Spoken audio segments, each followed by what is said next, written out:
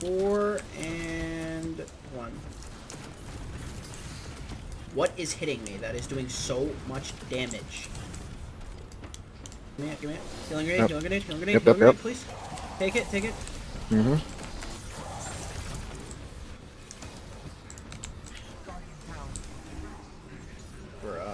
Did you not say 4? I said 4. 1 and 4. Yeah. I just slammed 4. It wasn't 4. It was 1 and 4. What is going on, everybody? As you can see, something looks a little different. We are no longer Mr. Political, but Jiggy. My gamer tag has had to do something with Jigsaw for years now, so I decided to dump the whole Mr. Political game and just simplify it to Jiggy, but that's minus the point. Today, this is completely unscripted. I am just speaking freely about Destiny 2 once again.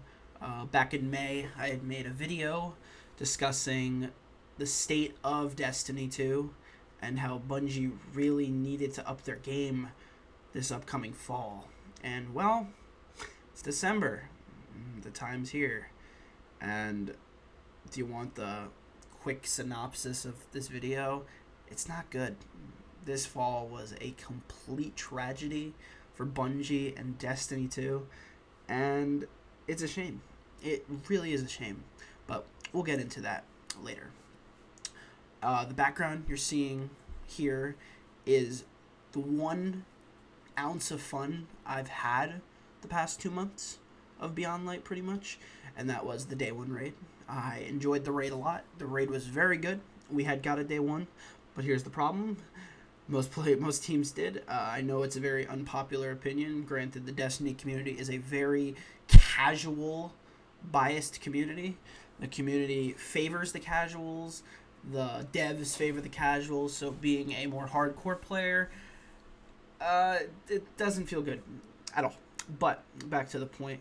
A lot of people got this Day 1. 5,000 plus teams, times that by 6, that's a lot of players got this Day 1. Now, this is nothing to diminish anyone's skill, because obviously, over time, players' skill increases, as does everything.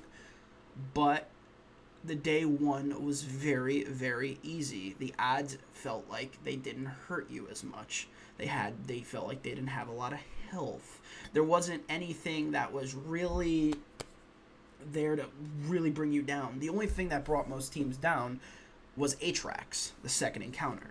Atrax proved to be even harder than the final boss, which, me personally, I thought Atrax Day 1 was a great encounter. It was an endurance fight. It pretty much tested teams' will to do the same thing over and over again a lot, hence it being an endurance fight. But Atrax was the deciding factor. Pretty much if you beat Atrax, you got the Day 1. But here's my biggest problem, though. Even though the Day 1 was easy, the raid was phenomenal. The aesthetics, the fucking space jumping puzzle part was absolutely amazing. Like, even third encounter is supposed to be the quote-unquote equivalent to Crown first encounter or Garden second encounter, just killing ads and brainlessly doing nothing. But here's the thing, Bungie managed to perfect their strategy there, being, yes, as simple as the encounter was, it is still a fun encounter, and when you go back to it, it doesn't get old. See, when you went back to Crown on your 50th clear, you wanted to die, because that first encounter was absolutely dreadful. But Deepstone Crypt's different. It's completely different. So, I don't enjoy shit-talking Bungie, but when Bungie does something right, I will acknowledge it. I will acknowledge what they've done right. But here's the sad part of the story. They didn't do a lot right. The 2 things I'll say they done right before I get into the bads is the Deepstone Crypt, the raid, and stasis and PvE. Keyword PvE, we'll get back into that later. But that's about it. What comes next? Not so much.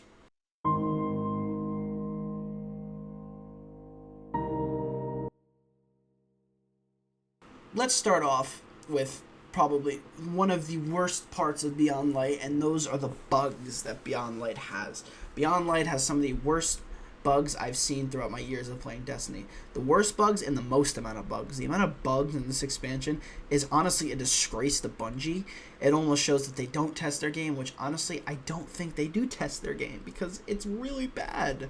But let's just put an example out on the table. Trials of Osiris, the only PvP endgame in the game, has been delayed over a month when it was expected to come out because of bug after bug that breaks it, and Trials finally came back this week and a month later, yet there is a bug that makes it so the round never ends, which is so sad.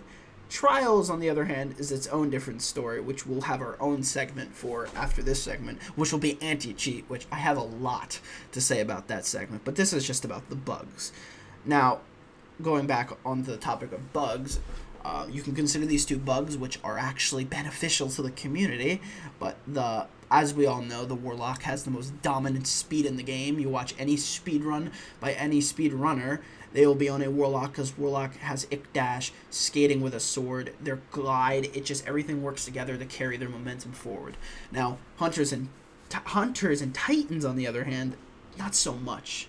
Until recently, Hunters and Titans had a little exploit with their stasis subclasses. Hunters, when you worldlined off a ledge and did the shatter dive with the worldline animation and press jump at the same time, you would fling off a ledge just like original worldline that they removed in May for no reason, which was pretty nice because Hunters on paper are supposed to be the fastest class, but they're the slowest. And then Titans, on the other hand, on their stasis subclass, when they would swing with a sword, swap weapons and do their stasis melee and swap back, they would go really far. People called it Titan flying, which up until now I've made a Warlock for every year, every expansion of Destiny. This was the first time I actually ventured to a Titan because Titan was very fun. Recently, they have since removed that feature for the Titan, which they plan in the upcoming weeks to remove the one from the Hunter. See, it feels as if Bungie wants to fix what is making us have fun, that is not hurting anybody, rather than fix the things that are actually hurting the game. Like, there are some game-breaking things in the game that are really hurting this game, and Bungie is not fixing. But Bungie just decides to fix the Hunter and Titan movement. Like, that's just so selfish. I genuinely feel as if Bungie tries harder to make us unhappy than to make us happy. And this is just one example. The bugs in Beyond Light, the glitches. We're supposed to be on a new engine, new servers. It feels like we're on an even worse engine. And the engine and server we were on before were terrible. In the next segment, or before, not the next segment, but the next set of clips I'm going to show are just some of my personal experience of some of the bugs in this game. And it's just so bad. It is so bad. It's really bad. If anything causes this game's downfall, it's going to be Bungie. And the bugs are going to account for the downfall of this game. So, without further ado, here's the fun I've been having in Destiny the past month. Whoa! All the doom. These are good spawns, by the way. I'm recording that. In the fucking... Whoa. Bro. Watch this shit. Can you imagine?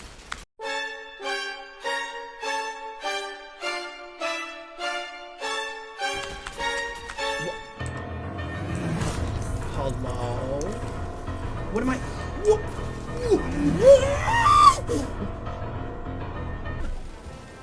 I just... They're calling for that. Drops arms.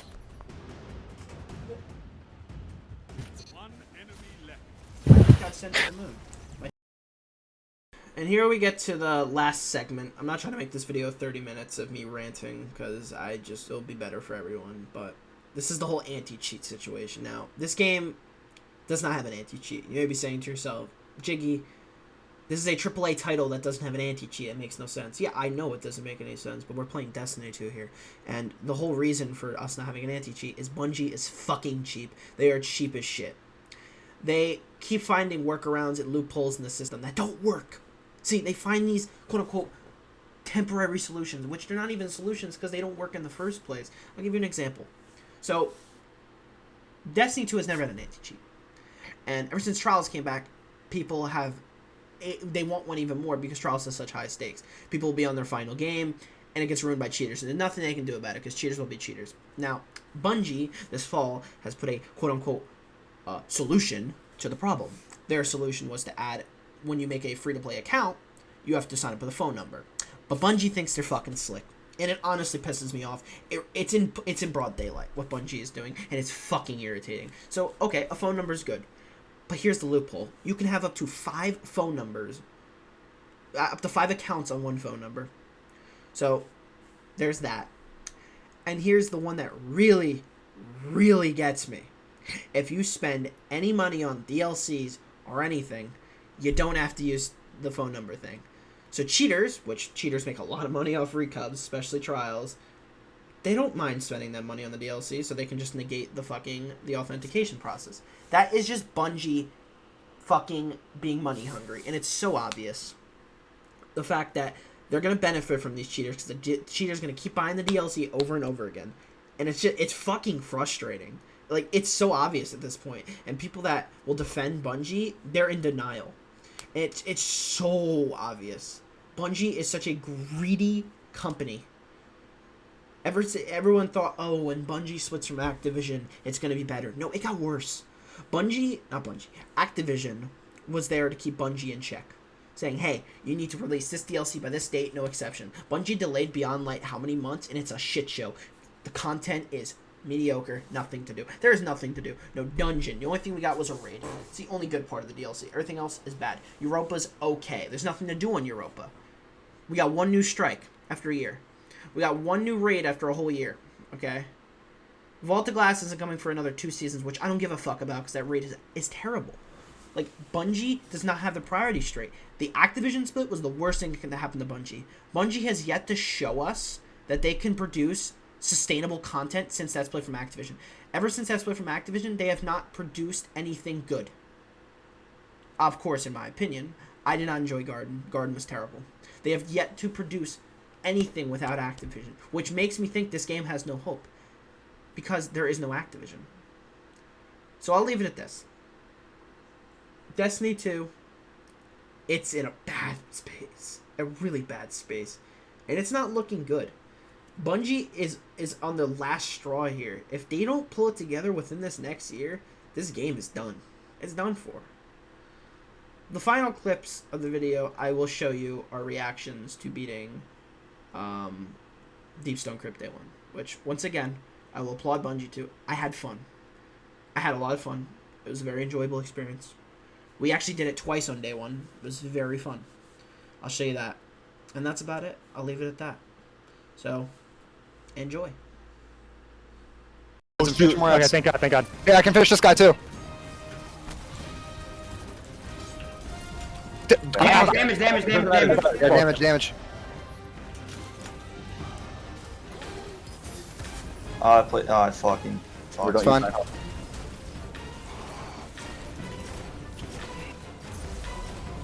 First, get ready for final stand. Yep. Make your shots count when he goes to final stand. Res me. It's fine. Wait for final stand. Break him. Make sure we get him. We got him. Okay, Yeah. nice. Revive. Ammo, go get ammo if you need some. Yep, I got him. Go get ammo if you need some. Keep moving. Don't stop moving. Yeah, do not stop moving. Right next to me. Can't fucking see him. Jesus Christ. GG's. I'm out of divvy. Swapping to GL. It's not over yet. I'm fucking doing. I swapped my heavy, dude. I'm doing GL damage. Fuck this game. Dude, I can't fucking. Oh, Let's fucking go, boys! Jeez. Yes! there, dude. Wait, whoa. Good fucking shit, boys! Let's go! Fucking Oh easy. my